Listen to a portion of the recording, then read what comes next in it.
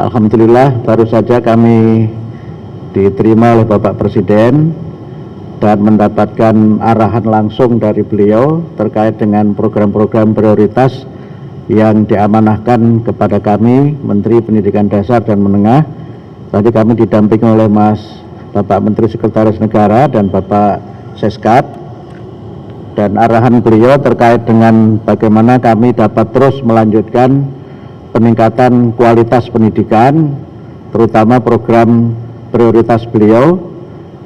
Yang pertama adalah untuk revitalisasi sekolah. Tadi kami sampaikan kepada beliau bahwa revitalisasi sekolah tahun 2025 telah terlaksana 100% untuk 16.167 satuan pendidikan di seluruh Indonesia.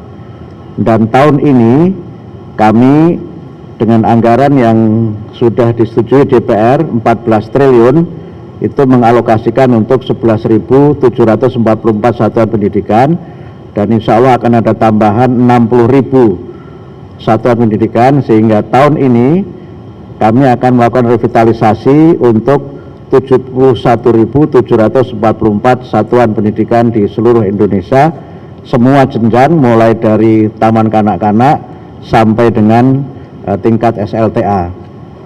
Kami sampaikan juga bahwa program revitalisasi ini tidak hanya berkaitan dengan peningkatan mutu pendidikan, tapi juga dari penelitian kami juga berdampak terhadap ekonomi. Karena sistemnya swakelola, pembangunannya langsung oleh masing-masing satuan pendidikan, kami memperkirakan akan ada penyerapan tenaga kerja di tingkat daerah, mereka yang mengerjakan revitalisasi ini untuk 71.744 itu sekitar 1,1 juta orang yang akan bisa bekerja dalam rentang waktu antara 3 sampai 8 bulan. Sekarang yang revitalisasi tahun 2026 sudah mulai berjalan, sudah 70% dari alokasi 11.744 itu, dan sudah mulai dikerjakan, bahkan beberapa di bulan Juli dan Agustus sudah bisa selesai dan sudah bisa diresmikan untuk memulai tahun pelajaran tahun 2026-2027. Kemudian pembangunan ini sesuatu yang sangat dirasakan manfaatnya oleh masyarakat karena sekian puluh tahun tidak ada revitalisasi sekolah.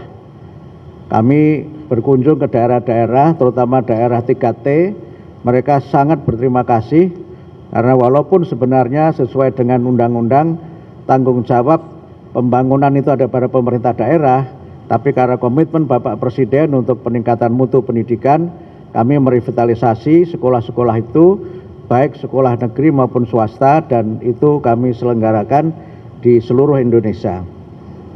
Kemudian yang kedua, kami tadi menyampaikan kepada Bapak Presiden sesuai arahan beliau untuk penyelenggaraan sekolah nasional terintegrasi. Yang ini merupakan sekolah unggul yang tidak berasrama, yang tahun ini direncanakan kita akan bangun 100 sekolah nasional terintegrasi, dan sudah ada usulan-usulan sekolah yang masuk dari 36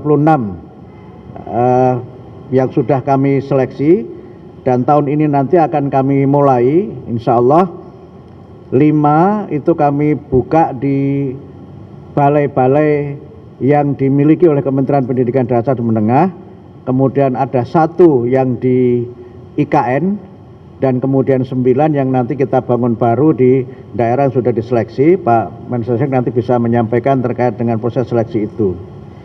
Kemudian untuk kesejahteraan guru, kami ingin tegaskan sekali lagi bahwa sesuai komitmen Bapak Presiden, tunjangan guru sekali lagi sudah dinaikkan dari yang guru non ASN, tunjangannya dinaikkan dari 1,5 juta menjadi 2 juta, dan kemudian guru ASN tunjangannya sebesar gaji pokok.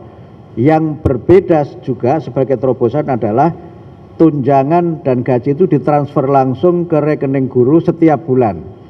Nah, ini yang membedakan dengan kebijakan sebelumnya, dan ini menunjukkan komitmen Bapak Presiden untuk bagaimana proses birokrasi yang tidak birokratis, dan agar guru dapat mendapatkan manfaat langsung dari transfer tunjangan yang ke rekening guru setiap bulan. Kemudian untuk guru juga kami sampaikan bahwa tahun 2025 kami mengalokasikan beasiswa untuk 12.500 guru yang belum D4 atau S1 dengan beasiswa 3 juta per semester. Program ini sudah berjalan dengan sistem RPL, sudah masuk semester kedua, dan insya Allah sebagian akan bisa diwisuda pada tahun ini. Kami rencanakan kalau nanti sudah selesai semua yang 12.500, kami harapkan nanti kami mohon tadi kepada Bapak Presiden untuk dapat mewisuda 12.500 guru yang mendapatkan beasiswa S1 dengan sistem RPL. Nah, tahun ini kami mengalokasikan beasiswa untuk guru yang belum D4 atau S1 sebanyak 150.000 guru dengan nominal beasiswa sama dengan yang tahun 2025, 3 juta per semester. Dan sekarang masih proses pendaftaran karena kami masih terus menunggu para guru untuk dapat mengikuti program ini. Itu yang berkaitan dengan kesejahteraan guru dan peningkatan kualitas guru. Kemudian terkait dengan MBG, kami tegaskan bahwa MBG ini merupakan bagian dari program kami, yaitu 7 kebiasaan Indonesia hebat. Bangun pagi, beribadah, berolahraga, makan sehat bergizi, gemar belajar, bermasyarakat, dan tidur cepat. Jadi kami menjadikan MBG sebagai bagian dari penguatan pendidikan karakter. Sudah kami terbitkan modul-modulnya, dan sudah ada penelitian dari UI dan lembaga yang lainnya yang menunjukkan dampak positif MBG terhadap peningkatan motivasi belajar, kehadiran di sekolah, dan juga terhadap capaian akademik. Dan karena itu kami juga menyampaikan per 10 Juni sudah 80,7% murid yang sudah mendapatkan MBG.